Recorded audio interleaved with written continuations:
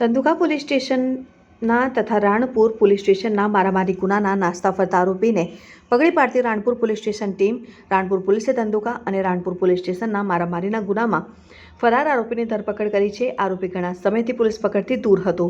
Ranpur police સ્ટેશનના PI એસ.એ. પટેલના માર્ગદર્શન હેઠળ પીએસઆઈ એસ.એ. વસાવા અને તેમની ટીમે નાગનેશ ગામમાં પેટ્રોલિંગ દરમિયાન આરોપી કૃષ્ણરાજસિંહ ઉર્ફે કાનભા રાજેન્દ્રસિંહ ઝાલાને ઝડપી પાડ્યો હતો. આરોપીને કાયદેસરની કાર્યવાહી માટે રાણપુર પોલીસ સ્ટેશન લાવવામાં આવ્યો છે. આરોપી કૃષ્ણરાજસિંહ ઝાલાનો ગુનાહિત ઇતિહાસ લાંબો છે. તેની સામે રાણપુર પોલીસ સ્ટેશનમાં બીએનએસ કલમ 118(2) અને આર્મ્સ એક્ટ 25(1)(b)(a) હેઠળ ગુનો નોંધાયેલો છે.